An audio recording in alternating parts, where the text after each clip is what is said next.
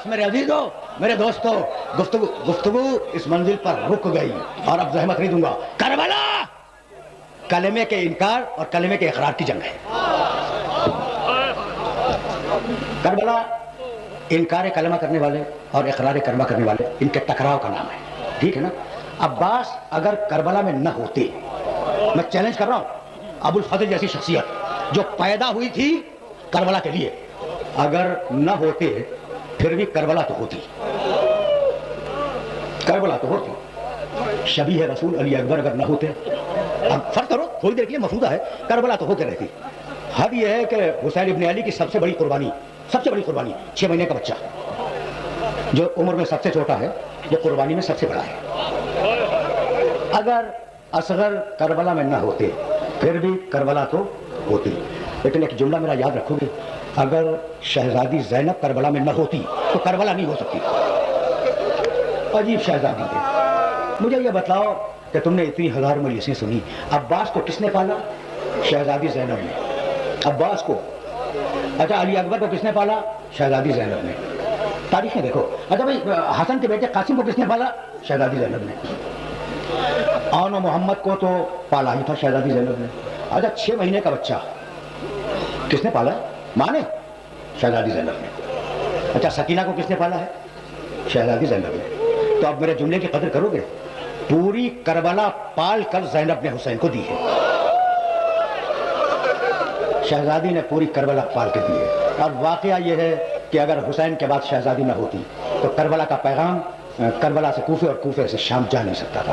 ابن زیاد کے دربار میں جب قیدی آئے ہیں اور ساری بیویوں کا تعارف ہو گیا، یہ فلاں بیوی ہے، یہ فلاں بیوی ہے، یہ فلاں بیوی ہے، مشہور واقعہ ہے۔ بیویاں جو بیٹھی تھی نا ابن زیاد کے دربار میں کوفے میں، ابن زیاد نے کہا ذرا ان کا تعارف کرا۔ فوج یزید کے ایک سپاہی نے انگلی کے اشارے سے کہا یہ فلاں بیوی ہے، یہ فلاں بیوی ہے، یہ فلاں بیوی ہے۔ جب سب کا تعارف ہو گیا نا، اب جملہ سنا، تو ابن زیاد نے محسوس کیا کہ کوئی بیوی ان ساری بیویوں کے پیچھے چھپ رہی ہے۔ کہا سپاہی وہ بیوی کون ہے؟ سپاہی وہ بیوی کون ہے جو چھپ رہی ہے؟ اچھا ابھی تم نے سپاہی کے تیور دیکھے؟ وہ کہتا ہے یہ فلاں بیوی ہے، یہ فلاں بیوی ہے۔ جیسے ہی ابن زیاد نے پوچھا کہ وہ کون ہے؟ وہ پیچھے۔ سپاہی کانپنے لگا، کہنے لگا امیر آہستہ بول، آہستہ، وہ علی کی بڑی بیٹی زینب ہے۔ امیر آہستہ بول، وہ علی کی بڑی بیٹی زینب ہے۔ اور امیر بڑے جلال میں ہے، ابھی کوفے کے بازار میں خطبہ دے کے آ رہی ہے۔ ابن زیاد نے کہا سامنے سے بیویوں کو ہٹاؤ، ایک ایک لفظ مختصر سے عرض کر رہا ہوں جو کتابوں میں ہے۔ ابن زیاد نے کہا سامنے سے بیویوں کو ہٹاؤ، میں علی کی بڑی بیٹی سے بات کرنا چاہتا ہوں۔ شمر بڑھا تازیانہ لے کے بیویوں کو ہٹانے کے لیے۔ شہزادی کیسے برداشت کرتی کہ کسی بیوی پہ تازیانہ اٹھ جائے؟ شہزادی ساری بیویوں کے پیچھے سے کھڑی ہوئی اور کہنے لگی ابن زیاد تو مجھ سے کیا بات کرنا چاہتا ہے؟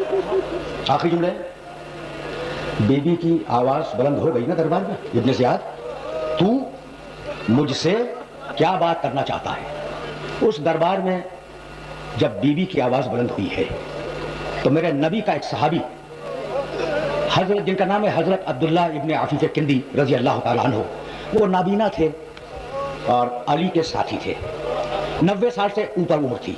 علی کا چونکہ پرانا ساتھی ہے تو علی کے ساتھ جنگ جمل میں تھا، علی کے ساتھ جنگ صفین میں تھا۔ میرے نبی کے اس صحابی کی ایک آنکھ جنگ جمل میں ضائع ہوئی، دوسری آنکھ جنگ صفین میں ضائع ہوئی، نابینا ہو گئے تھے، لیکن ساتھی تو تھے نا علی کے۔ جب شہزادی زینب کی آواز بلند ہوئی کہ ابن زیاد تو مجھ سے کیا بات کرنا چاہتا ہے، تو ابن عفیف رضی اللہ تعالیٰ عنہ مڑے اپنے پہلو والے کی طرف اور پوچھنے لگے کہ اے شخص کیا قیامت آ گئی؟ اے شخص کیا قیامت آ گئی؟ کہا ابن عفیف تم دربار میں بیٹھے ہوئے کہاں قیامت کی باتیں کر رہے ہو؟ کہا اچھا یہ بتلا دے کہ کیا علی زندہ ہو کے آ گئے؟ کہا ابن عفیف تمہاری عمر کے ساتھ تمہاری عقل جواب دے گئی؟ کہا کہ نہیں۔ دیکھنا صحابی رسول اللہ، کہا کہ نہیں، ابھی میری آنکھیں تو دیکھتی نہیں ہیں، لیکن ابھی میرے کانوں میں علی کی آواز آئی تھی کہ ابن زیاد تو مجھ سے کیا بات کرنا چاہتا ہے؟ کہا ابن عفیف نہیں، وہ علی نہیں بول رہے تھے، علی بھی تھے۔ کہا میری پوری زندگی علی کے ساتھ گزر گئی، وہی لہجہ، وہی انداز، وہی اسلوب، وہی تیور، 100% علی بول رہے تھے۔ کہا نہیں۔ کہا تیرے پاس دلیل کیا؟ کہا ابن عفیف نہیں، وہ علی نہیں تھے۔ کہا پھر کون تھا؟ کہا علی کی بڑی بیٹی زینب بول رہی تھی۔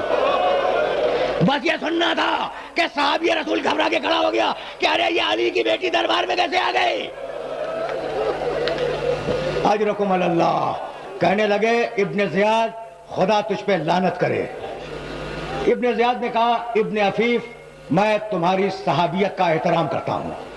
ابن عفیف میں تمہاری صحابیت کا احترام کرتا ہوں. ایک مرتبہ جلال آ گیا ابن عفیف کو, کہا میری صحابیت کا احترام کرتا ہے اور رسول کی نواسیاں دربار میں کھڑی ہیں, خدا تجھ پہ لعنت کرے. جب ابن عفیف نے کہا خدا تجھ پہ لعنت کرے تو ابن زیاد کو غصہ آیا اور اس نے جلاد کو حکم دیا اس بڈھے کی گردن کاٹ دو. جلاد نے تلوار کھینچی, چلا صحابی رسول کو مارنے کے لیے. تاریخ لکھتی ہے کہ اس دربار میں ابن عفیف کے قبیلے کے بہت سے جوان بیٹھے ہوئے تھے. جیسے ہی جلاد بڑھا ابن عفیف کو مارنے کے لیے, جوانوں نے تلواریں کھینچی اور علم کی اور کہا ابن زیاد یہ بڈھا لاوارث نہیں ہے. پہنچ گیا پیغام, ابن زیاد یہ بڈھا لاوارث نہیں ہے, اگر کسی نے ہاتھ لگایا تو ہم دربار میں خون کی ندیاں بہا دیں گے. کہا لے جاؤ اپنے بوڑھے کو لے جاؤ.